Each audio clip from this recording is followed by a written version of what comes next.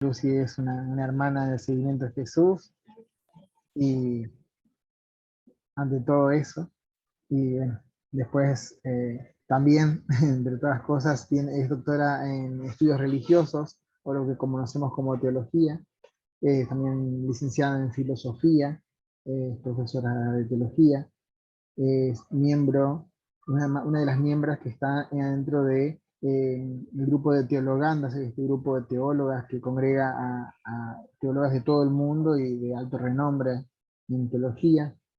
Bueno, eh, tuve la gracia de ser estudiante, aprender de ella, de la lectura de Dante, y bueno, también Juanca creo que ha sido estudiante de ella, iban a ser compañeros de estudios con Juanca también. eh, Así que bueno, varios caminos nos han unido y tenemos la gracia de seguir aprendiendo y compartiendo. Es una gran colaboradora de la animación bíblica, y más con nosotros en Sierras Chicas ha estado siempre presente y disponible. Gracias. Gracias, Luz. Rubén, yo quisiera agregar que para que Lucy conozca que este encuentro lo estamos grabando. Nosotros después subimos a nuestro sitio web esta grabación y se comparte con muchos otros hermanos, más allá de los que hoy pueden estar aquí presentes. Y bueno, y también, si les parece, los invito a hacer una pequeña oración que hacemos siempre con el equipo para iniciar los encuentros. Después te dejamos que vos guíes esta presentación.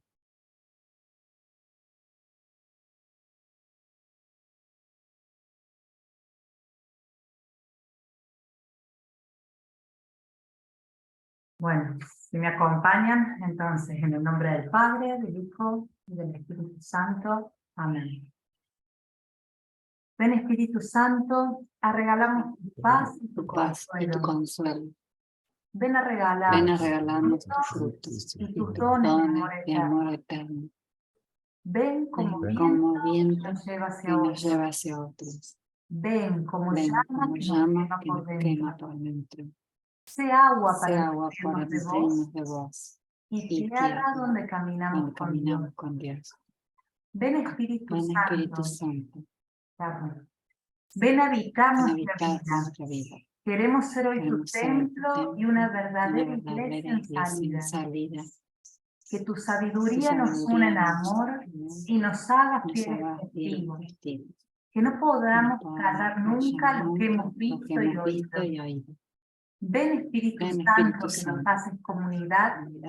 Pentecostés fue delante de todos. Hoy queremos salir y anunciar. Amén.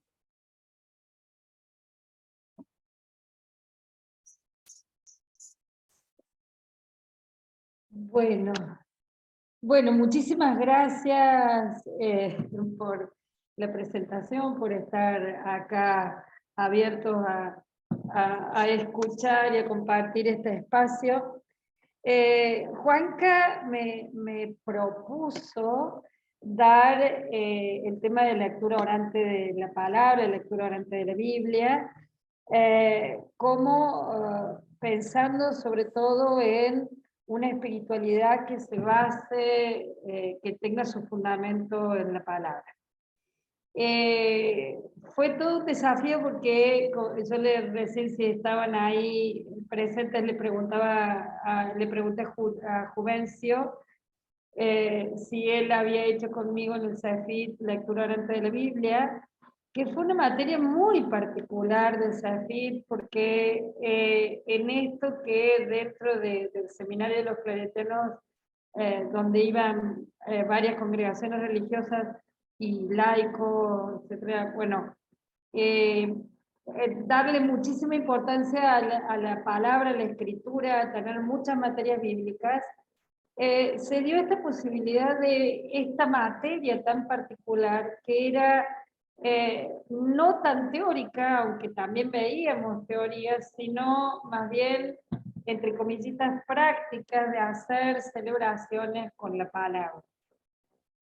Para mí fue una riqueza enorme que me hayan convocado para ser profe de esa materia, pero hace muchísimo que dejé de darla, más de 10 años, y entonces esto significó volver a a saborear esas experiencias. Así que bueno, fue una rica posibilidad. Bueno, les cuento. Si quieren empezamos a compartir el PowerPoint. Yo en base a aquello que daba en esa materia, pensé en algunas pocas ideas, pero como para compartir, ¿sí? Bueno, si querés seguir con... Bien. Yo quería comenzar con lo que ustedes tenían ideas sobre qué se les ocurre. Algunos de ustedes ya deben tener experiencia, otros no, o a lo mejor tienen experiencia y no le han puesto ese nombre, pero cuando ustedes escuchan la palabra lectura orante de la Biblia, ¿en qué piensan? Esa como una... Ay, no, por Dios. No sé quién llama y no hay nadie en casa. Bueno, a ver, ¿qué entienden por lectura orante de la Biblia? Y la segunda pregunta, ¿por qué es una práctica que queremos promover, apoyar, practicar, tanto a nivel personal como en nuestras comunidades? Yo voy a insistir hoy en una lectura orante hecha en comunidad, pero en realidad como práctica muy antigua, es también una práctica personal, individual, que después se hace también comunitaria. Bueno, a ver, ¿qué se les ocurre cuando escuchan esa expresión, lectura orante de la Biblia? ¿En qué piensan? Habiliten ustedes sus micrófonos y digan qué se les ocurre.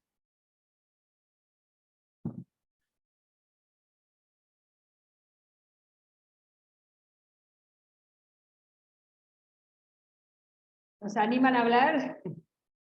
Bueno, No, Bueno, sí, todos juntos. sí. A mí se me ocurre, no tengo experiencia en esto, pero a lo mejor es orar mientras uno lee la Biblia. Es una forma de orar también, leyendo la palabra de Dios. Bien, Así lo interpreto yo. bien. Juvencio, ¿ibas a decir algo? no, esto de, digamos, esta necesidad de expresarlo, digamos, que sea una lectura orante de la Biblia, como si antes no se la oraba o era otro tipo de vínculo, era necesario llamarla lectura orante, entonces, en ese sentido decía, bueno, ¿y antes qué? ¿Qué pasaba antes que ahora sí hay un método que es lectura orante, digamos? Parece que había otro tipo de relación con la palabra, ¿no? Ajá. Bárbara, ¿vos ibas a decir algo? Se me ocurre a ver, la oración como yo la entiendo es un diálogo y pienso que usar la Biblia, tal vez yo tampoco tengo mucha experiencia, sinceramente, y me encantaría poder tenerla, pero entiendo que es una forma de incorporar más en el diálogo a la palabra de Dios, justamente, o sea, no solo hablar, sino poder escuchar, y me parece que puede ser muy interesante. Mi modesta opinión me parece que antes era lectura de la Biblia y ahora como que esa lectura la hemos transformado en oración. Bien. Juanca, quedás vos nomás, creo. No sé si hay alguien más. Si te animas a hablar o no, bueno, como quieras. Tengo un problemita acá con el micrófono, Lucy, por eso lo dejé.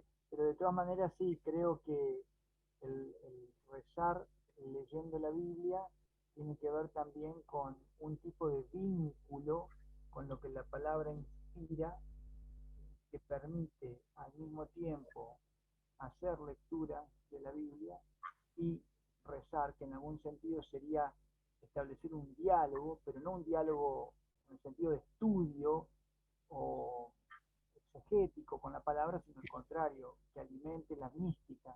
Me parece que puede ir por ese lado. ¿Quedó alguien sin? Porque creo que habían dicho 7 personas, no sé A si quedó. Nancy también. Nancy nos está acompañando. Perdón, sí. Bueno, a ver si quieren hablar, nadie no está obligado, por Dios. Yo te mandé al frente, Juanca, pero bueno. Bien, a ver, esa pregunta, la primera que entendemos por lectura orante de la Biblia, la tendríamos que hacer al final del encuentro y decir, bueno, nos quedó más claro algunas cosas, ¿les parece que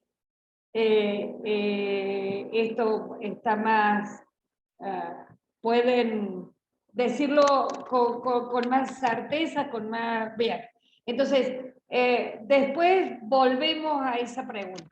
De alguna manera, toda la charla de hoy va a ser en función de eso.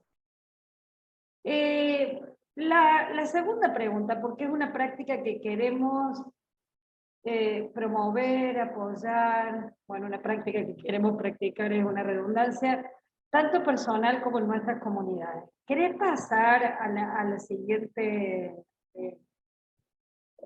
Jimena ya va tratando de responder eso. Primero, que es una práctica muy antigua. Uno de ustedes dijo, no sabía que existía este nuevo modo de acercamiento a la Biblia. No es nuevo, es una práctica antiquísima, antiquísima. Fíjense, yo les puse, tanto entre los judíos como en las comunidades cristianas, cualquiera sea su denominación, es decir, católicos, evangélicos, de cualquier iglesia evangélica, ortodoxos, etcétera, etcétera, todos tenemos de una manera o de otra prácticas de lectura oral. Acá he intentado buscar algunas imágenes. Puede ser una práctica muy antigua, esa primera que nos presenta los judíos orando en el desierto. Por lo tanto, ya desde lo que leemos en la misma escritura, se sentaban o se unían a orar.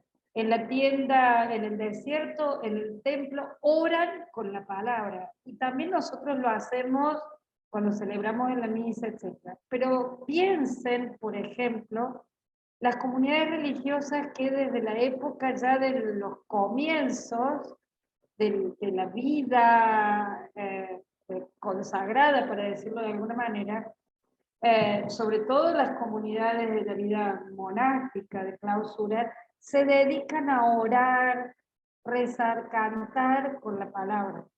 ¿Sí? Cuando nosotros, por ejemplo, en la misa respondemos a la lectura del Antiguo Testamento con los salmos, el salmo es una manera de responder con la misma palabra. Entonces, esto quiero insistirles, es una práctica muy antigua, muy arraigada en nuestras comunidades judeo-cristianas, en nuestras comunidades creyentes, que tenemos la palabra, la Biblia, como centro de nuestra vida. Por supuesto, eso se ha ido ayornando, o dicho de otra manera, se ha ido actualizando en cada época, contexto geográfico, histórico, cultural, etc. Entonces lo vamos a expresar de distintas maneras.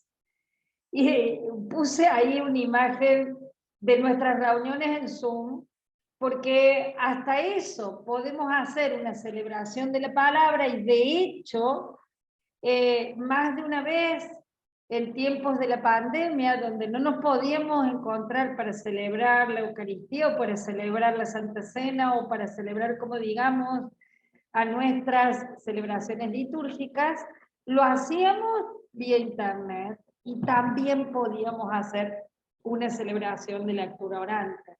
Entonces, una cosa muy actualizada, que en tiempo del desierto era absolutamente impensable, pero que hoy podemos hacerlo de esa manera.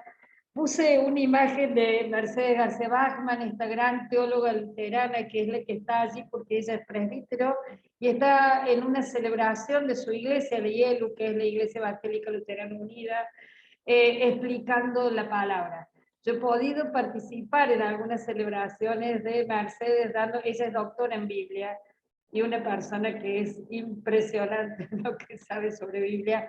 El año pasado le dieron a ella y a otras 3 teólogas latinoamericanas un doctorado honoris causa compartido en una universidad brasilera, hermosísima además porque fue un doctorado compartido, una colombiana, 2 brasileras y ella, argentina, como profesoras de Biblias, todas doctoras, la colombiana, no sé si lo ubican, se llama Maricel Mena López, que es además la primera teóloga negra en conseguir el título de doctor en Latinoamérica, así que es toda una referente en los estudios y es impresionante lo que ha, los aportes de esta mujer. Bueno, les quise poner esas imágenes para que ustedes digan, bueno, la imagen del otro judío es una imagen actual, porque es junto al muro de los lamentos, pero me pareció interesante que estuviera junto a una no sé si se alcanza a ver o lo tapan nuestros rostros,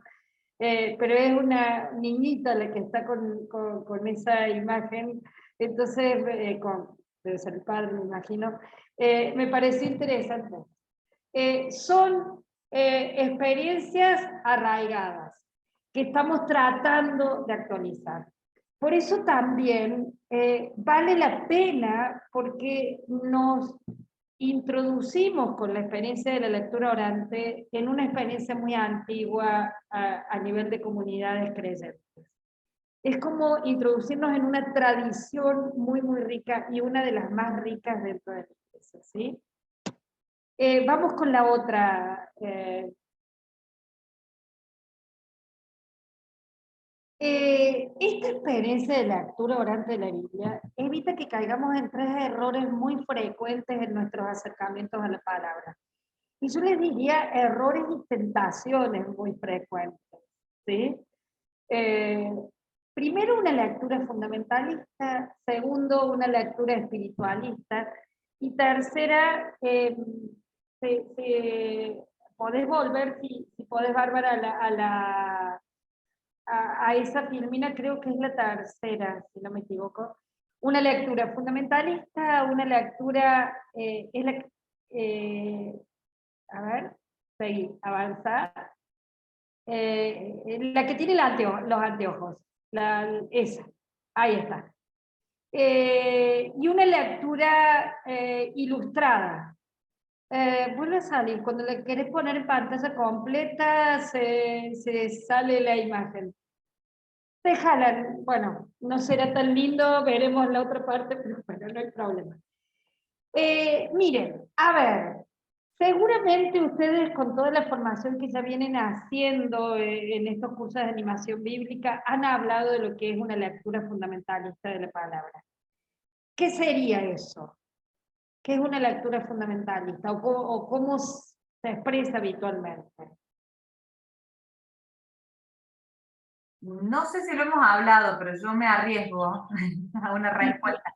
Puede ser que sea la lectura no estudiada, no contextualizada, que sea literal.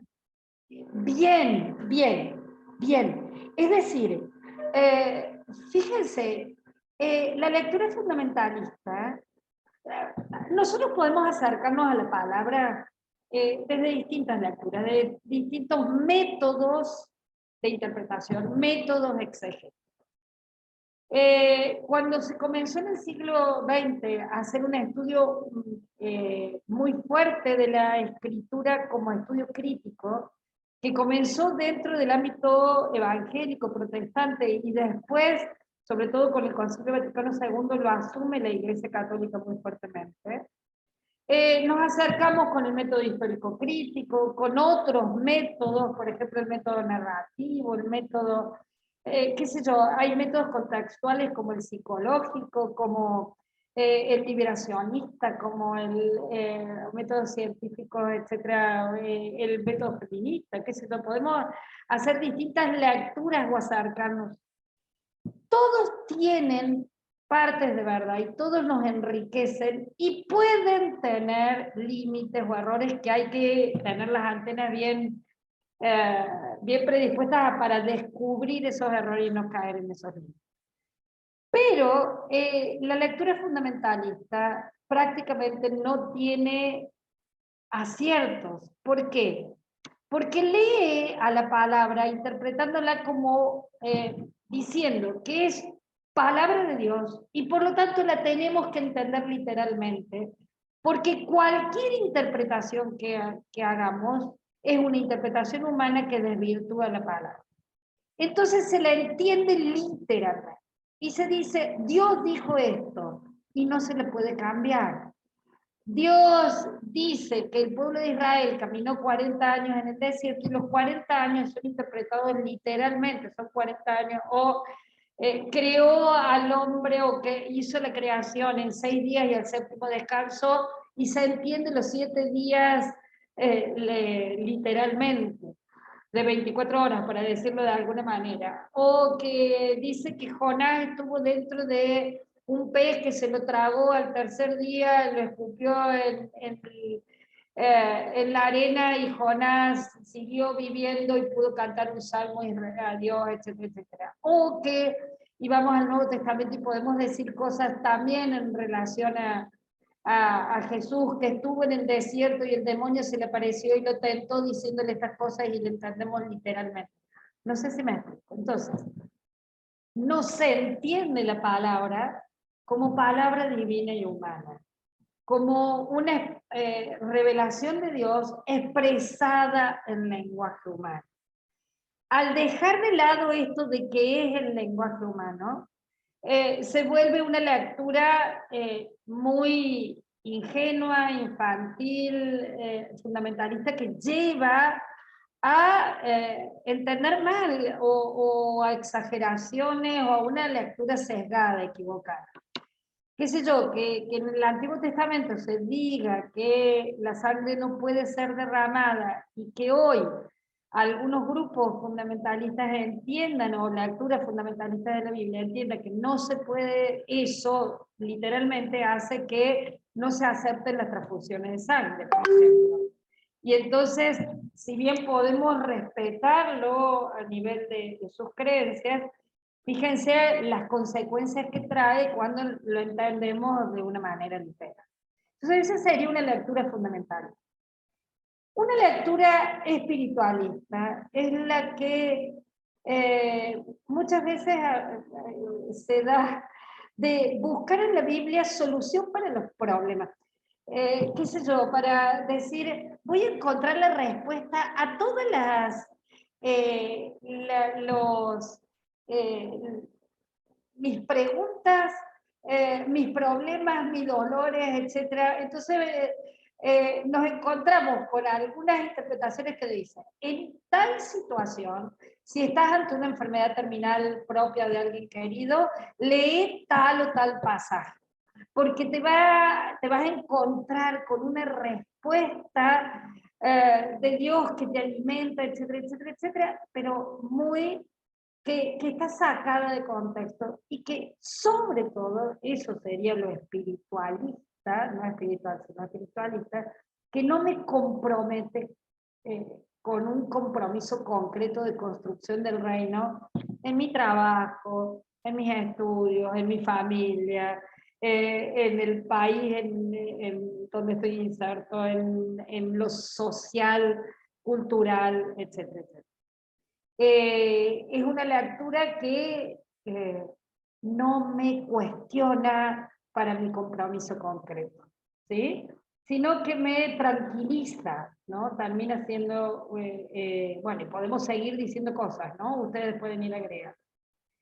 Una lectura ilustrada sería el otro extremo de la lectura fundamentalista, donde por buscar esos anteojos críticos que todo lo cuestionan, terminan viendo la palabra solo como construcción humana, y no la ven también como palabra de Dios, o un regalo que Dios quiere hacernos, un mensaje que Dios nos quiere dar también hoy, que habrá que actualizarlo, que habrá que ver cómo leerlo, que habrá que ver cómo interpretarlo, pero que es un mensaje para hoy. La lectura ilustrada termina haciendo de la Biblia alguien que solo los especialistas conocen, los que hablan varios idiomas, los que pueden leer o que conocen. Les puse ahí porque no encontré otras imágenes, del monje leyendo en el monasterio, pero además puse la otra desde allá, desde el púlpito, porque muchas veces termina siendo la palabra que solo el teólogo es ultra especialista puede decir, y que no permite hablar a la comunidad. La Biblia es el libro del pueblo de Dios. Si no lo entendemos como lo que nos alimenta a todos y que todos podemos enriquecer desde nuestra propia lectura, oración, etcétera, termina siendo una lectura ilustrada para pocos.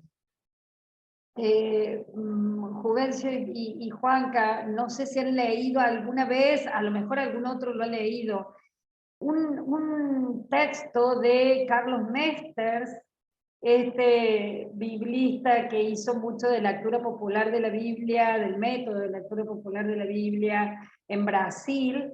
Si bien él era europeo holandés, creo que era, si no me equivoco, o belga holandés, me parece. No recuerdo bien de dónde. ¿Cómo? Belga. Belga, o belga, bien.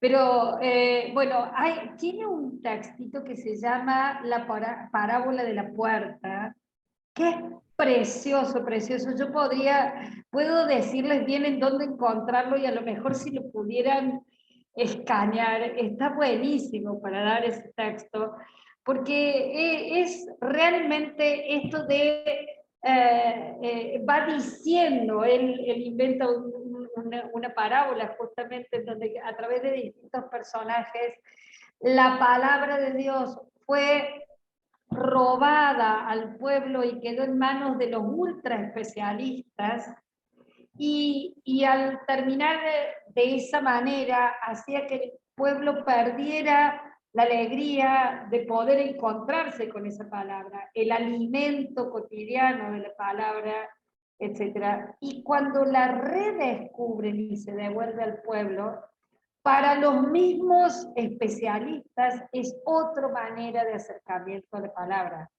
Y para todo el pueblo de Dios es otro modo de acercamiento. Por eso, clarísimamente, la Biblia es la palabra del pueblo de Dios, ¿no? Esto. Bueno, entonces, evita que caigamos en estos errores frecuentes en nuestros acercamientos a la palabra. Lucy, perdón, ahí aclaro, es un fraile carmelita, o era, mejor dicho, ya falleció, holandés. Sí. Sí, él vivió prácticamente todo su servicio a la palabra le hizo en Brasil. Y fue muy, muy importante para la lectura orante de la Biblia y todos los aportes que él hizo para la lectura popular de la Biblia. Y esto de los tres ejes que él decía, la palabra leída desde la realidad, la palabra en sí misma y el diálogo de esos tres vértices era como muy, muy importante. Así que bueno, en todo caso yo después les digo el dato, porque recién ahora cuando les iba explicando esto se me ocurrió eso de la parábola de la puerta, y es muy, muy rico como para poder leerlo, es como muy plástica la imagen. Seguimos con la otra. Vamos a la otra, sí. Vamos a hablar entonces de un método de lectura orante de la Biblia. Y parto diciendo algunas aclaraciones. Cuando hablamos de método, es solo una propuesta. Hablar de método ya puede ser muy cuestionable. ¿Por qué? Porque me encantó que empezáramos a hablar de que hagamos esa oración, o la oración en la cual invocamos al Espíritu Santo. Me gusta pensar, creo que alguna vez yo se los dije en alguno de los encuentros, que la palabra Espíritu Santo es una traducción en lenguas latinas al masculino, que en hebreo es femenino, la Ruach Yahvé, deberíamos decir la Espíritu de Dios, y que en griego es neutro, lo Espíritu, diríamos, es decir, que la misma expresión, depende de qué lengua sea, puede ser femenino, masculino o neutro. Con lo cual me encanta porque es decir, a Dios no lo podemos, digamos, encorsetar en ninguna imagen humana porque terminamos en antropomorfismo o ver a Dios con forma humana. Pero bueno, empezar orando al Espíritu Santo o a la Ruach Yahvé es recordar que el Espíritu sopla donde quiere, como quiere, cuando quiere, y nosotros podremos hablar de muchos métodos y ajustarnos a muchos métodos, pero gracias a Dios, la gracia de Dios nos supera ampliamente, nos asombra, nos regala muchas cosas, y entonces va mucho más allá que un método, ¿sí? Lo segundo que yo quería poner como aclaración previa, que es fundamental la lectura y la oración personal, desde la palabra, con la palabra, etc. Si no está este espacio personal, podríamos decir hasta individual, pero no individualista, no encerrado en uno mismo, pero sí en alguien aislado, pero sí de un momento y de espacio personal, justamente, lo comunitario también pierde muchísimo de la riqueza. Y a la vez lo comunitario enriquece nuestra oración personal. Podrá haber un antes o un después, pero tienen que estar estos dos momentos, lo personal y lo comunitario. Nosotros acá vamos a hablar de una experiencia comunitaria, pero lo decimos también, no podemos olvidar de esto de lo personal. Con lo otro. Por favor, yo no les dije, porque ya he venido varias veces y ya saben que si quieren interrumpir o preguntar algo, lo hacemos tranquilamente. Y avísenme. Bueno, ¿qué propuesta haríamos? Fíjense, hay lo primero, y en esto vuelvo a trabajar desde, tomo bastante de lo que hacía Mesters cuando hacía su propuesta de lectura de la Biblia. La palabra está desafiada por la realidad. Acá el contexto situacional, existencial, es fundamental. ¿Qué quiero decir? Hay un ida y vuelta mutuo entre la palabra y la realidad actual, y la realidad y la palabra. Hay una ida y vuelta, donde más de una vez nosotros también podemos buscar en la palabra algunos pasajes, algunas narraciones, alguna poesía, si es un texto poético, sapiencial, qué sé yo, algunas normas, si son textos legales, cualquier texto bíblico, pero sobre todo las narraciones, me sirven para espejar la realidad. Esta imagen del espejo para mí es muy, muy rica. Creo que ya la hemos charlado alguna vez. Cuando nosotros nos vemos en el espejo, vemos la imagen reflejada. Bueno, la Biblia nos puede servir como un espejo que refleja la realidad, que la refleja para cuestionarla, para alimentarla, para desafiarla, para transformarla, ¿sí? Entonces, esta realidad es fundamental. Si no está en algún momento de la lectura orante, esta dimensión situacional existencial, la lectura orante de la Biblia termina siendo espiritual. No sé si está claro, ¿sí? Y en esto puede ser distintos aspectos o distintas dimensiones de nuestra realidad histórica, de nuestra realidad situacional existencial.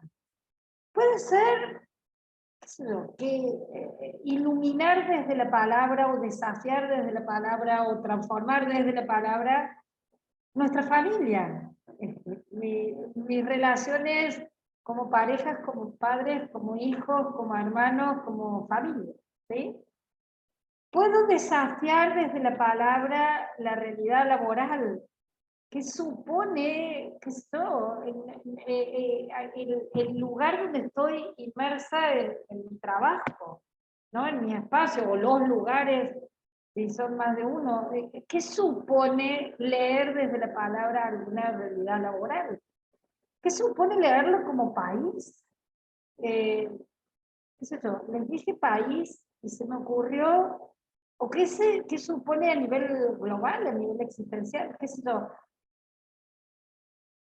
Piensen lo que ha supuesto la realidad de la pandemia, que ha sido para todos nosotros que hemos atravesado la pandemia un antes y un después. No somos los mismos que antes de la pandemia. Y nuestros vínculos han cambiado, nuestros modos de pararnos frente a lo laboral, frente a la familia, frente a la realidad cotidiana, etcétera, cambia. La palabra puede decir algo sobre eso. Cuando se me viene ahora a la cabeza, a la memoria, cuando apenas comenzábamos la pandemia en el 2020, y no sé si fue en marzo, abril o cosas así, cuando el Papa Francisco, solo en la Plaza de San Pedro, solo, dando esa oración y esa reflexión, y trabajaba sobre la barca y cómo estábamos todos en esta tempestad que suponía el COVID. Y cómo, sin embargo, algunos en la barca iban en primera clase y otros en tercera, y bueno, me acuerdo de esa charla, por ejemplo, cómo reflexionamos la pandemia a la luz de la palabra, y la palabra pudo iluminar esa situación, ¿sí?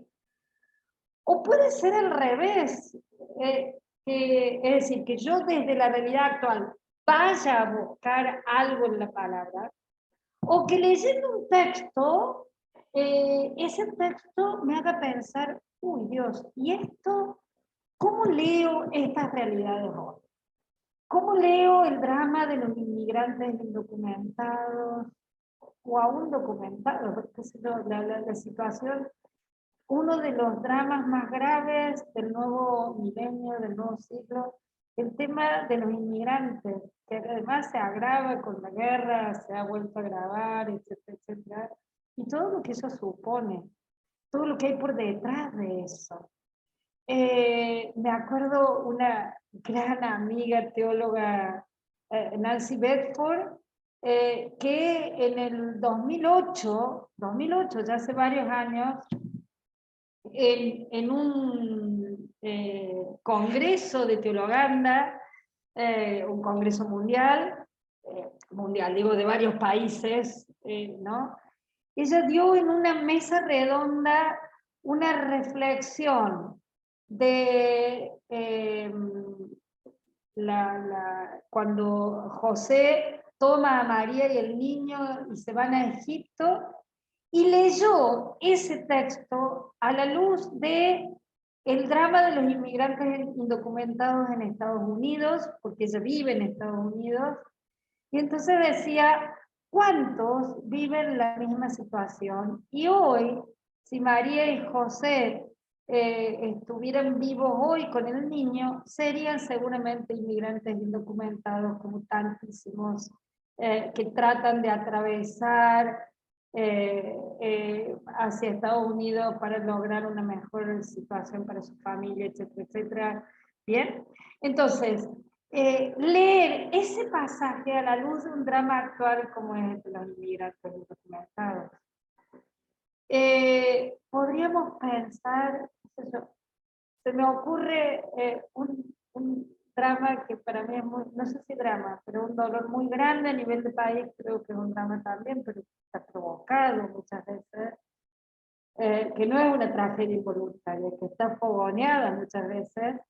En Argentina el tema de la grieta, y que lleva a que muchos en la familia, como compañeros de trabajo, en distintas circunstancias, terminemos siendo anti. Peronistas y antiperonistas, kirchneristas y antikirchneristas, macristas y antimacristas, blancos y el negro de miércoles, por no decirlo más fuerte, y así empezamos a decir cuántas grietas tenemos como país, como sociedad, y no estaría bueno preguntarnos, ¿podemos leer esos textos a la luz de algún pasaje bíblico? Porque como yo les dije, está fogoneado muchas veces por los medios o por otros que les interesa que exista la grieta. Es muy redituable en muchos aspectos, pero nos hace mucho daño como sociedad, como cultura, etc. Entonces, ¿podríamos leer algún pasaje bíblico a la luz de eso?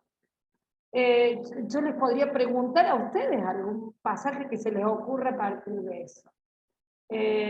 ¿Sí?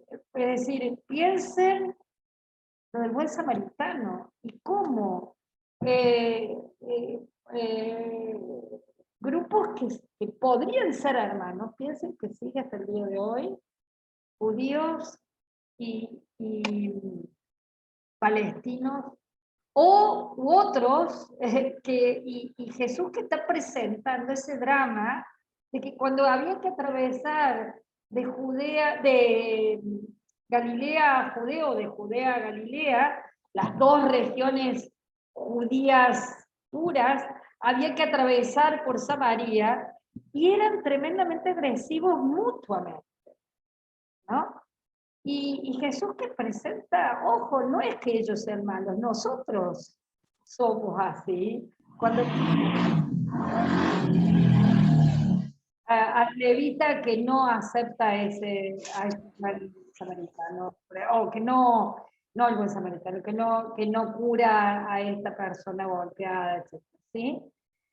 Se me ocurre pensar otra gran grieta desde la imagen patriarcal que se tenía sobre las mujeres, y las mujeres que solo servían como madres, y madres sobre todo de hijos varones.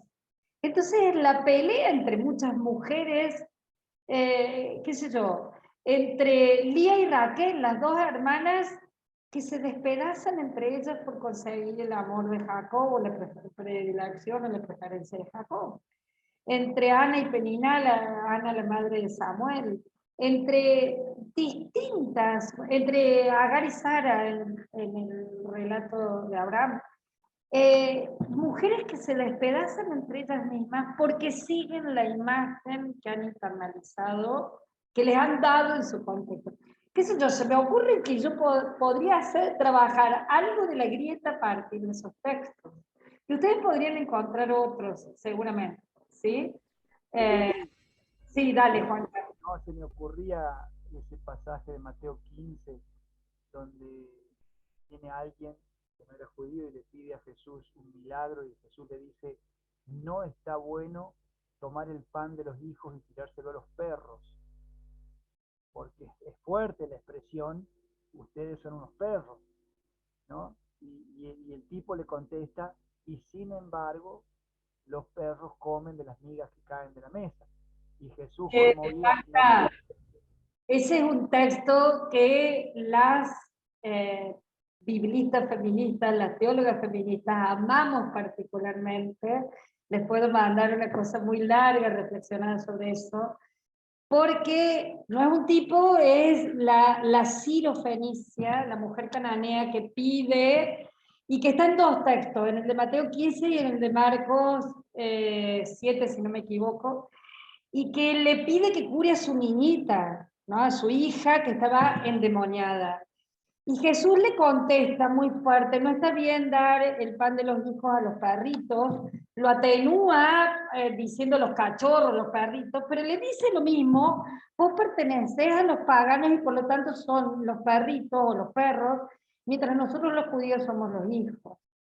Y esta mujer, en cambio seguramente lo habrá sufrido enormemente, pero pensando en su hija, en cambio de enfrentarse, le dice: tenés razón, pero mira, en cambio de un antes y después, primero le damos a los hijos y después le damos a los perritos, a los cachorros, ¿por qué no hacemos una hora, aunque ustedes, las migajas que caen de la mesa? Entonces nosotros recibimos las migajas, pero yo necesito que mi hija la cure, ¿no?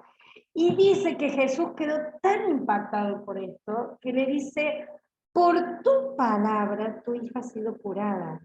Fíjate que en Juan, cuando según Jesús ora en la oración sacerdotal de Juan 17, y dice que va pidiendo por distintas personas, pide primero por él, pide después por los discípulos, pide por aquellos que van a creer por lo que los discípulos han predicado, etc. Cuando habla de los discípulos, dice, que envía en definitiva a predicar, dice: por los que creerán en mi nombre por su palabra. Y acá le está diciendo, por tu palabra tu hija ha sido curada. Es decir, le está dando una autoridad a esta mujer y dice que Jesús queda asombrado por sus palabras, ¿no? Entonces, y a partir de eso, acá estoy en duda si es Marcos, Mateo, Marcos, me parece, Marcos, empieza a presentar a Jesús en territorio pagano. Hasta ese momento Jesús no sale a territorio pagano, se había quedado solo en territorio judío. A partir de eso empieza a predicar y a hacer milagros en territorio pagano. Por lo tanto, esta mujer le abrió la cabeza a Jesús. Es decir, esto de la encarnación va en serio. Jesús se encarnó, era un judío que entendía las tradiciones al estilo judío. Y en la discusión con esta mujer, ella le abre la cabeza y entiende que su mesianismo es más abierto, que no es un antes y un después, que puede ser ya simultáneo, etc. Entonces, sí, es preciosísimo el texto. Vos dijiste ese, y a mí se me ocurrió, dijiste Mateo 15 y está bien, pero yo pensé en Lucas 15 y pensé en la parábola de buen samaritano, no, en la parábola del hijo pródigo, del Padre Misericordioso. Y pensé en la grieta que está creando el hijo mayor, porque no acepta que el padre ame con total liberalidad a este hijo y que lo perdone aún a pesar de las barbaridades que había cometido ese hijo. Entonces el padre le dice, ¿cómo no te alegras conmigo? ¿Sí? Fíjate cómo podemos seguir buscando textos bíblicos en donde podemos leer eso a la luz de esta realidad actual. Pero podemos leer esta realidad actual con otros textos bíblicos también, o ese mismo texto con otras realidades actuales. No sé si me explico. Ese mismo texto es múltiple, polifacético, es decir, polisémico, y nos puede decir muchas explicaciones más allá de que una exclusiva y excluyente, ¿no? Bueno, eso es entonces, la palabra desafiada por la realidad. El segundo es el texto, y es el texto en sí mismo. Yo voy a leer este pasaje, ya que dijimos eso, el pasaje de la cananea que le presenta a Jesús esto, que además aparece en Marcos y en Mateo, no aparecen los otros dos evangelios, y Marcos y Mateo, que tienen distintos destinatarios, unos judíos que provienen del paganismo, otros judíos que provienen del judaísmo, van a tener distintos acentos aunque sean los dos mismos textos. Entonces, fíjense, yo digo, voy al texto y lo leo desde sus distintas dimensiones. Desde lo literario, que sería leerlo prestarle atención a lo literario. Bueno, ver la forma literaria que eligió el autor para expresar ese mensaje. Si eligió una narración, un relato histórico, una narración, si eligió una parábola, si eligió un himno, un salmo, si es un salmo de alabanza, de súplica, de lamentación, de agradecimiento, si es un proverbio, si es una normativa, una ley, si es una ley, qué tipo de ley es, si es apolítica, casuística, etcétera, etcétera, etcétera. Entonces, voy al género literario. Y fíjense, ahí todo lo que ustedes vienen estudiando, bueno, ya tienen muchísimo para decir, ver, pensar en relación a los géneros literarios. Es decir, han ido leyendo distintos, ¿se acuerdan el año pasado, o no me acuerdo cuándo vimos lo de, creo que el año pasado, lo de Apocalipsis? Y trabajamos el género literario apocalíptico, y decíamos, no se puede entender literalmente porque está escrito en un contexto de persecución. Entonces, cuando se hablan de símbolos es por este lenguaje en clave típico del contexto de persecución, etcétera, etcétera, etcétera. Entonces, entender la forma literaria me ayuda a entender mejor el texto. Si no, caigo en una lectura fundamentalista, ¿no? Es decir, entender también lo histórico, y ahí lo histórico del texto, no de la historia actual, porque lo actual sería la clave de la realidad existencial, etcétera, del hoy, con el cual dialoga el texto. Cuando acá en el segundo digo la dimensión histórica del texto, estoy pensando lo que en una expresión bíblica, que los que han estudiado bíblica la recuerdan, Sitzing-Leben, que es esta expresión alemana que dice el momento existencial en que nació ese texto bíblico. Les pongo un ejemplo para que me entiendan. Sí, Bárbara, dale. Pensando en la gente que pueda estar viendo este video posteriormente y que a lo mejor no tiene estudios bíblicos digamos, cuando se agarra un texto bíblico y no se lo conoce, estaría bien indicar, Lucy, que por ejemplo en las primeras páginas a veces de nuestras Biblias de cada libro hay alguna referencia sobre el género literario y la historia. Sobre todo en general en las Biblias católicas, hay muchas, cuando son Biblias evangélicas, y no estoy diciendo que sea mejor o peor, sino que son otras maneras de pararse frente al texto bíblico.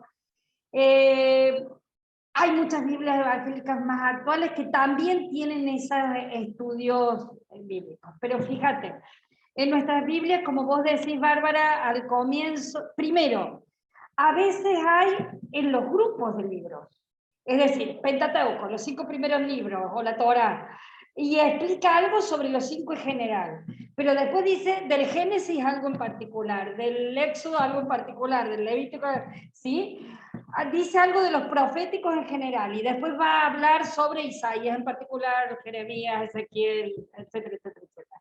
Sobre los evangelios en general y sobre Mateo, Marcos, Lucas y Juan en particular.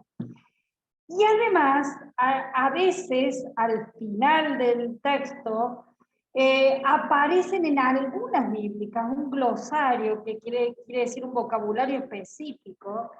Y recuerdo, me parece que es la Biblia de América, si no me equivoco, pero ahora estoy y no la tengo acá a mano. En la biblioteca la tengo abajo, pero bueno, a ver, tiene un glosario que aparece con 3 simbolitos, uno que es como los rollos, y ese es, creo que era así, que es la lectura justamente en los géneros literarios, etc.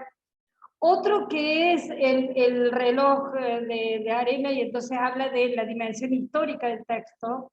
Y otro que es, me parece que es una lámpara, y habla una lámpara de aceite, ¿no? Y habla de el mensaje del texto. Entonces serían como lecturas distintas. La lectura literaria, la histórica y la teológica, justamente. Entonces, se entiende lo que estoy diciendo, así que gracias por eso que decís. Bien, sigo con lo otro. Sigo con la tercera dimensión, que sería la teología. ¿Cómo? Sí. Bueno. A ver. Sigo con esto de la dimensión histórica. Supónganse, hay una diferencia grande entre lo que se llama el momento histórico en que nace el texto, y en el caso de los textos narrativos, y el momento histórico al que hace referencia el texto. Les voy a poner un ejemplo para que me entiendan claramente. El librito de Ruth, lo recuerdan, es ese libro pequeño que tiene solo 4 capítulos y que es hermosísimo. Yo después les voy a... uno de los subsidios que les he mandado es justamente sobre el libro de Ruth, y dice esto claramente. La historia del libro de Ruth está ubicada en el tiempo de los jueces, ¿sí? Eso es el 1200 a.C. Y dice, el tiempo de los jueces, había una familia que vivía en Belén de Judá, vino una gran hambruna, se tuvieron que ir, después volvieron, etc. ¿Sí? O se murieron allá los varones de la familia, y Ruth y su nuera vuelven a Belén en la tierra de Canaán. Eso, el tiempo de la el tiempo del relato, donde está ubicado el relato, es el tiempo de los jueces, 1200 a.C. Sin embargo, el tiempo de la redacción, es decir, cuándo fue escrito el texto, es en el exilio o post-exilio, más el post-exilio. Siglo V, VI a.C., y es cuando se están restaurando como nación.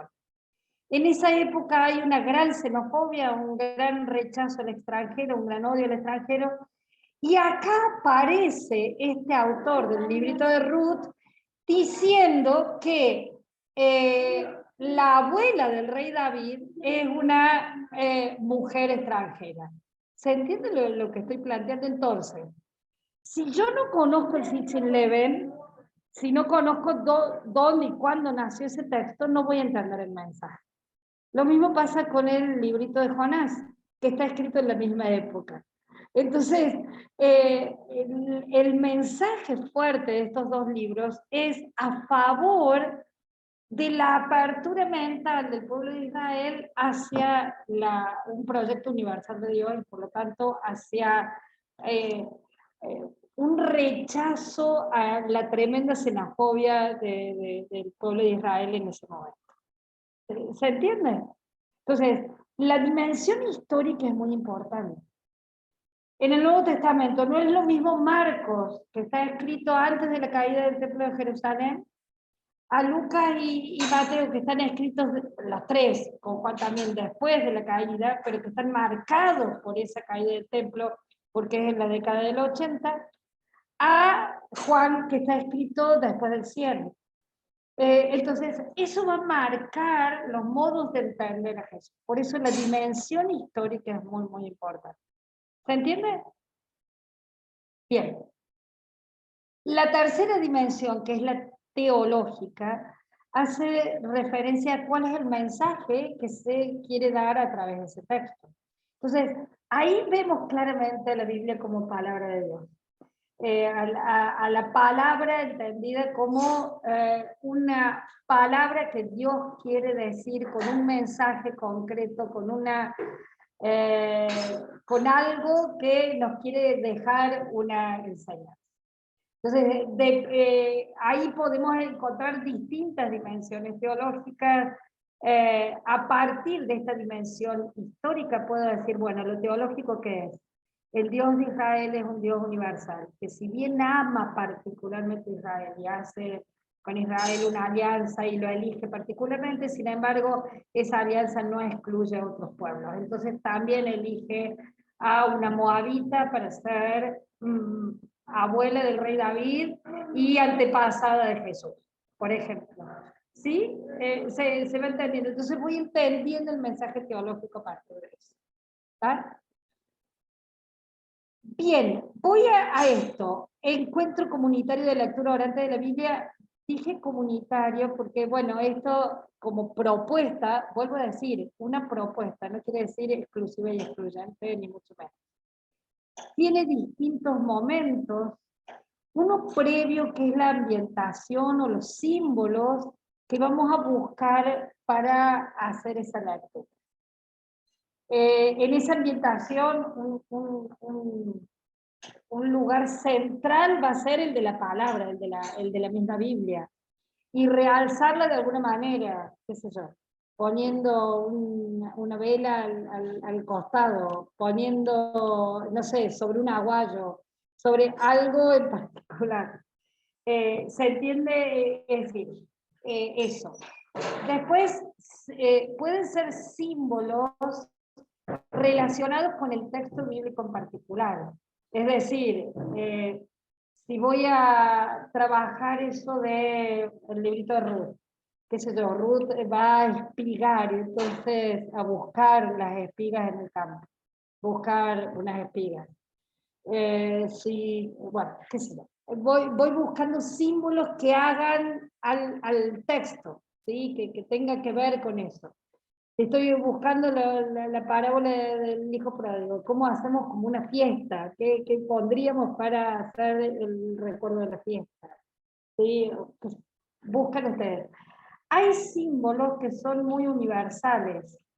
el de la luz, el del agua, etcétera, son símbolos muy universales. Todos entendemos la luz y las tinieblas. El agua como símbolo de vida, porque si no hay agua, no hay vida, como limpieza, como alimento, etcétera, etcétera, ¿no? Bien. Entonces, eso sería algunos símbolos muy universales y algunos muy propios de una cultura. El mate para nosotros, y eso con el COVID también tomamos conciencia de lo que significaba esto. Ahora tenemos mates individuales, cuando antes era uno de los símbolos más claros del compartir.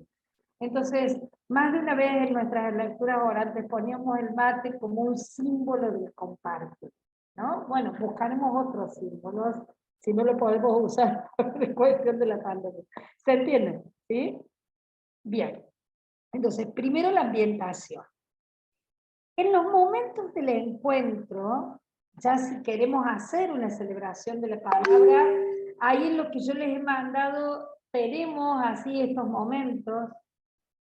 Hay un primer momento que es el de la invocación, justamente oramos pidiendo que nos, bueno, que Dios, que la Ruach Yahvé, que el Espíritu de Dios nos dé claridad, etcétera, para poder celebrar la palabra. Y normalmente en el primer momento vamos a esto que era la palabra desafiada por la realidad, y entonces leemos algo de o vamos a mirar alguna situación particular del hoy que está leído desde esa clave situacional existencial. ¿Sí?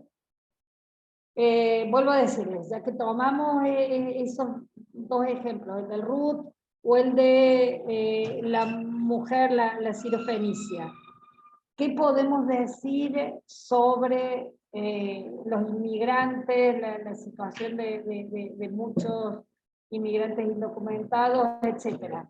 ¿Sí? Entonces, leemos esa realidad de los inmigrantes a la luz de esta situación. ¿Sí? En un segundo momento, leemos el texto, qué sé yo, ese texto.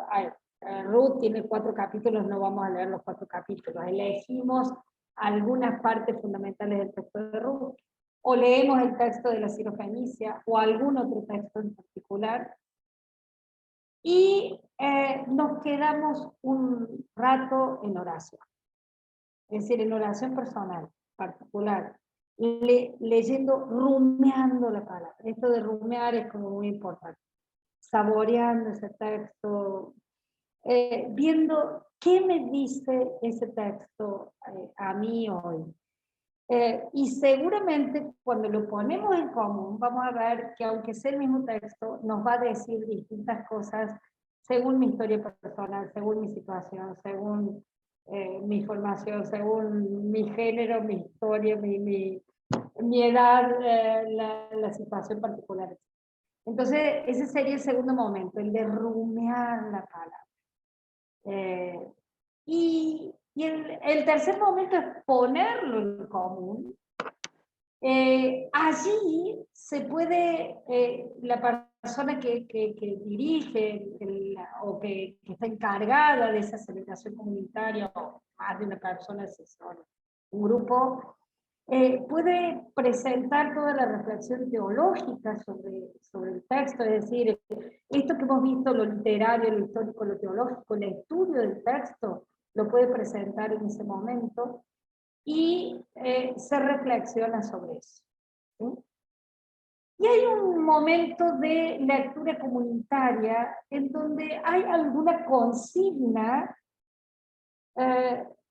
que propone llevar a la celebración algún símbolo, alguna oración, alguna frase, algún gesto, en donde eso que hemos reflexionado como comunidad se lleva a la celebración. Y bueno, y después viene propiamente la celebración. a lo mejor está muy en el aire. Creo que tener esos subsidios que les mandé les puede ayudar claramente a entender estos distintos pasos, ¿sí? El primer momento, que es mucho más claramente la clave situacional, existencial, etcétera, etcétera. El segundo, que es el trabajo en grupo donde se tienen esas consignas, etcétera, pero se reflexiona, se tienen ciertos estudios. Y el tercero, en donde ya se hace la celebración y se vuelca eso también. Es muy importante para la ambientación también, a lo mejor una música de fondo, algunas canciones en particular, algunas oraciones en particular, pueden ser bendiciones, pueden ser, bueno, ahí ¿se entiende lo que estoy proponiendo? ¿Sí? Bueno, estos de ejemplos son esos subsidios que les mandé, les puedo mandar otros si quieren. Y me parece, Juan Carlos, por lo que te oí, que están pensando en proponer algo para Navidad, por ejemplo, de esto, ¿no? De proponer hacer alguna cosa para Navidad. Entonces estaría buenísimo justamente elegir algún pasaje, puede ser alguno mismo del Adviento, de los textos del Adviento, cuando ustedes eligen, y entonces está eso, es claro, justamente de los textos del Adviento, y entonces decir, justamente, fíjense cómo los 2 primeros domingos de Adviento están más pensados en el Jesús que viene, para cuando decimos, anunciamos tu muerte, proclamamos tu resurrección del Señor, más enfocados en la segunda venida, los 2 últimos en la primera venida, y entonces las figuras en torno al Adviento también cambian, Juan el Bautista, María, etc. Bueno, ¿cómo elegimos y reflexionamos sobre esos textos? ¿Sí? Buenísimo, ¿no? Que puedan hacer algo de eso para sus comunidades.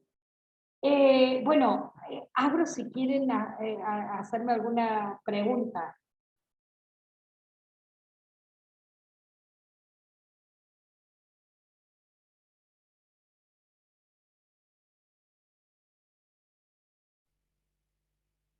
Sí, dale, Bárbara. Bueno, a mí se me estaba presentando una pregunta mientras te escuchaba hablar, Lucy. Sé que la propuesta que trajiste hoy era de la lectura comunitaria y dijiste que era muy importante también la lectura orante personal. Me preguntaba si en esta lectura orante personal también, digamos, tendríamos que tener en cuenta más o menos la misma estructura, o sea, pensar en el momento, estudiar un poco el texto previamente y poder rezarlo, o te parece que se puede hacer como algo abreviado para poder tener como más momentos de lectura orante. Eso, quería saber, simplemente se puede resumidamente decir cómo se podría practicar de manera individual también. A ver si te respondo a eso. Va a haber muchísimas respuestas. Pero me acuerdo que la lectura orante de la Biblia es lo que en las comunidades religiosas se hablaba de la lección divina.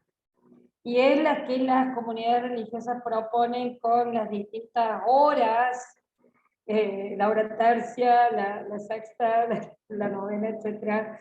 Y que muchas veces en algunos momentos de comunidades religiosas la hacen a la mañana, al mediodía, a la noche.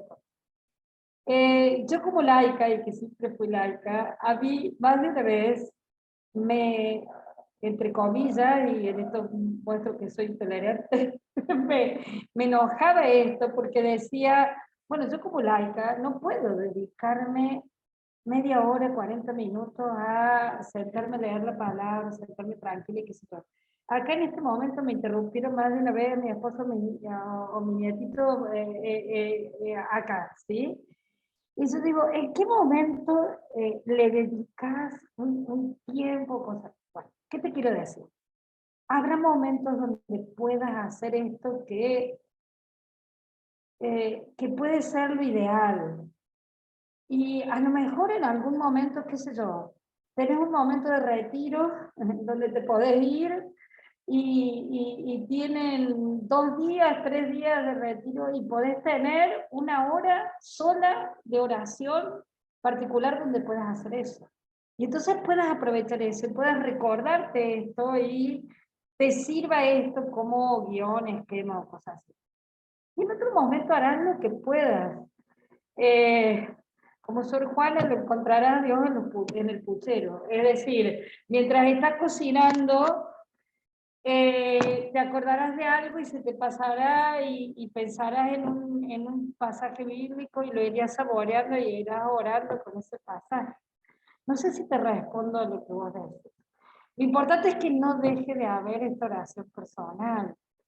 Habitualmente hay momentos del día que son más fáciles de hacer o que llevan a hacer eso. El momento cuando me despierto, cuando ya estoy por apagar la luz y dormir, puede ser el momento donde hago ese momento de oración o cosas así. Que puede ser personal, que puede ser en pareja, digo, si estoy casada y lo hago con mi esposo, que puede ser en familia, si es en un momento particular, que puede estar. Digo, no sé si sirve eso como respuesta. Hay otra pregunta de Nancy, que dice, ¿qué diferencia hay entre lectura orante y lectio? Es que es lo mismo, que la lección divina era orar desde la palabra. Lo que pasa es que en los monasterios, en las comunidades religiosas, etcétera, está muy pautada muchas veces la lección, ¿sí? Pautada desde las horas, ¿no? Pautadas en que primero se lee la lectura, después o primero está el salmo tal o cual, en tal hora se lee tal salmo, después tal otra cosa, después se responde con esto, se hace, ¿sí? Y en cambio, este modo de decirlo, la lectura oral de la Biblia, es ese intento de hacerlo más ayornado, más actualizado, y que llegue a todos, que llegue también al que no es religioso, y que lo podamos hacer y con total autoridad también nosotros desde la palabra. Es esto de devolver la palabra al pueblo, que la Biblia sea el libro del pueblo de Dios, y entonces lo podamos trabajar como trabajar, orar en conjunto, ¿sí? Entonces, no sé qué están pensando ustedes como grupo que se reúne a leer y pensar y formarse con la palabra de Dios, y a lo mejor esto de pretender hacer una cosa en función del Adviento o en función de la Navidad, haga esta lectura orante de la Biblia como una experiencia comunitaria. Y alguno de ustedes lo puede hacer para su parroquia o para su comunidad de pastoral o de lo que sea, ¿sí? O su comunidad barrial. Me fijo en el chat también a ver si... Sí, yo te estaba leyendo las preguntas del chat. Ahí Nancy te agradece la respuesta, Lucy. Y Juvencio también dice, más allá de la dificultad de dedicarnos a este método, ¿qué pasa con la Biblia en la vida de las cristianas del siglo XXI? A ver, me hace pensar muchísimo, Juvencio, la pregunta que vos haces. Mi temor es que terminemos en lecturas fundamentalistas, ¿sí? Es decir, la Biblia tiene que ser, es una fuente fundamentalísima de nuestra fe cristiana. Porque allí nos encontramos con el Jesús al que pretendemos seguir. Allí nos encontramos con el Dios que nos revela Jesús, el Dios que ya se viene revelando en el Antiguo Testamento o en el Primer Testamento y que llega a plenitud en Jesús. Pero entonces no podemos ser cristianos sin la Biblia. El tema es que muchísimas veces la entendemos de una manera fundamental. La Biblia dice tal cosa y decimos literalmente eso, y no vamos a leerla en contexto o a leerla comunitariamente, a orarla comunitariamente. Por otra parte, es cierto que hay en muchas comunidades acercamientos mucho más fuertes a la palabra. Que ustedes en Sierra Chica se reúnan a leer la palabra y querer seguir formándose en esto, es una señal. Es una señal de entender el cristianismo como alimentándose desde esta fuente fundamental. Digo, ustedes como tantísimos, ¿no? Y es precioso pensar, yo cuando más de una vez que hacemos lectura orante, yo les decía a los chicos, piensen que en este momento hay otras personas a nivel global que están orando con la palabra como nosotros. En este mismo instante hay monjes y monjas que lo están haciendo en sus conventos y cantando con la palabra y orando con la palabra y reflexionando la palabra.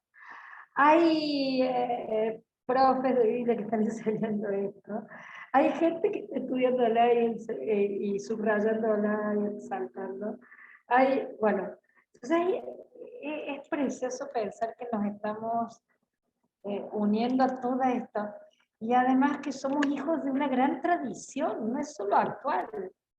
Nos metemos en una tradición de lectura orante y somos el eslabón o somos un eslabón más de una tradición que queremos legarle a nuestros hijos, nietos, bisnietos, etcétera, que queremos que los que vienen detrás no dejen de tener. Bueno, no sé si te estoy respondiendo, Juvencio. Pero ustedes también pueden dar otras respuestas, ¿eh?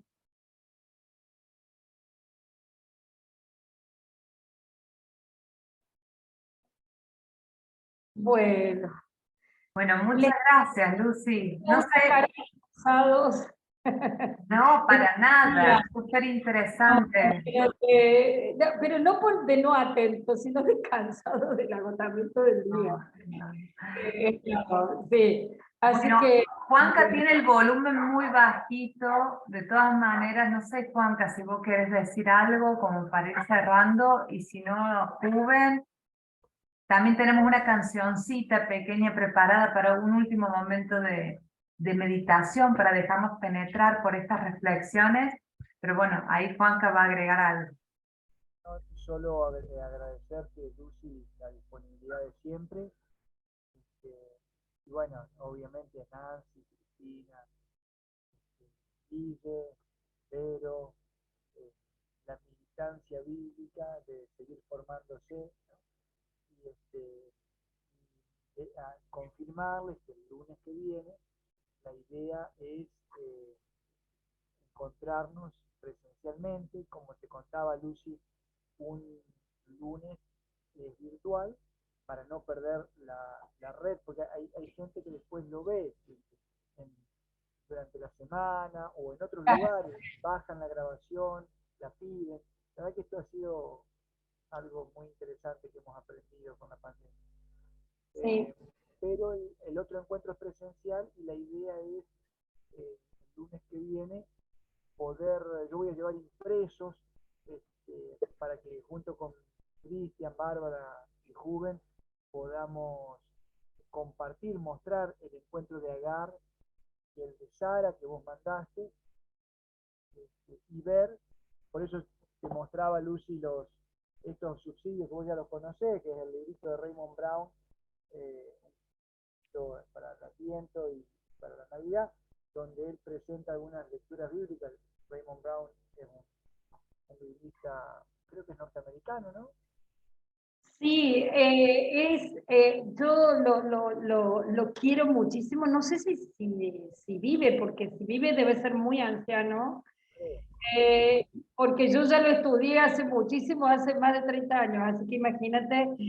Pero para mí era, además de brillante, un tipo católico recontraabierto al mundo ecuménico, que lo convocaban en seminarios evangélicos o en estudios teológicos evangélicos para que él enseñara.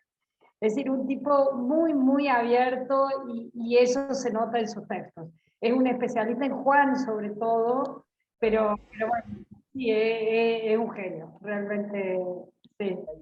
La idea es que podamos armar algún encuentro así muy sencillito con estos pasos que vos nos has dado, pensando en Navidad y preparar bíblicamente la comunidad, la familia y cada uno de nosotros para recibir en Navidad una buena noticia. Bueno, bueno, gracias por la invitación y seguimos en contacto entonces, ¿sí? Bien, sabemos que lo de Agar y Sara debe ser porque estuviste por la Mesopotamia, ¿no? Sí, estuve en tu tierra. Mi padre era un arameo errante, igual que Abraham. Eso. Y aparte estuve en la zona de los alemanes del Volga, así que en la tierra en el pueblito del Carlos Hasselborn, y estuvimos charlando muchísimo con él, hace poquito de eso, fue una experiencia re linda. Un gusto, Lucy, como siempre. Gracias por tu Eh, disponibilidad. bueno, saludos aparte. Chao entonces, hasta luego. Bueno, muchas gracias y como les decía, ya quedó hecha la invitación entonces para el lunes próximo, para el encuentro presencial, para terminar este módulo, completando con una práctica, como decía Juanca, sobre estos temas. Y como les decía también hace un ratito, si les parece, escuchamos un temita musical y oramos juntos todo esto que hemos reflexionado hoy. Bien.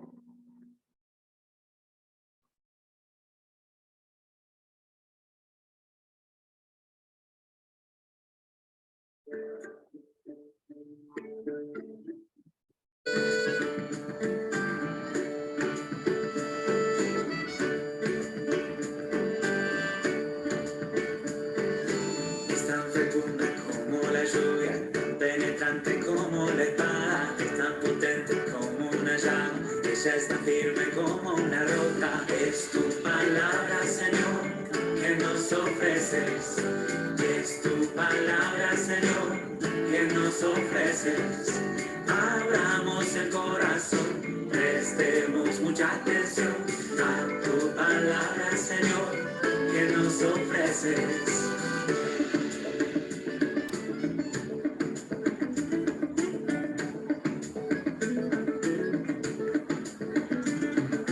Nuestra herida nos reconforta, nos hace libres, todo transforma, nos alimenta, nos acompaña, nos fortalece, nos enamora. Es tu palabra, Señor, que nos ofreces.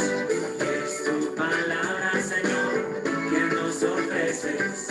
Abramos el corazón, prestemos mucha atención a tu palabra, Señor, que nos ofreces.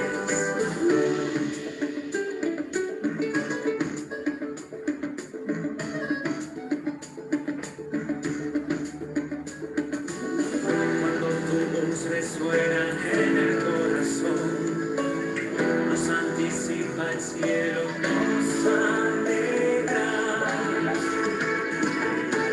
Es tu palabra, Señor, que nos ofreces. Es tu palabra, Señor, que nos ofreces.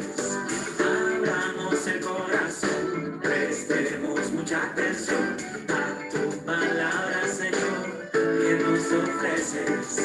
Es tu palabra, Señor, que nos ofreces.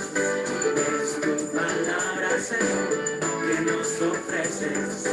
Abramos el corazón, prestemos mucha atención a tu palabra, Señor, que nos ofreces.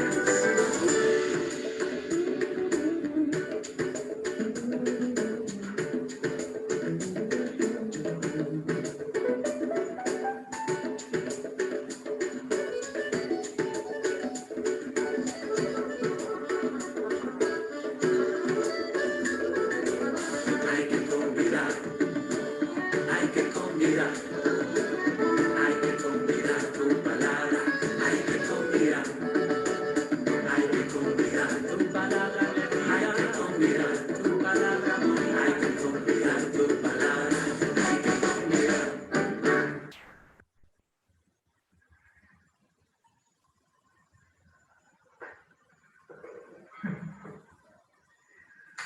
Bueno, ahora sí, nos despedimos y nos vemos en la próxima. Chao, chao.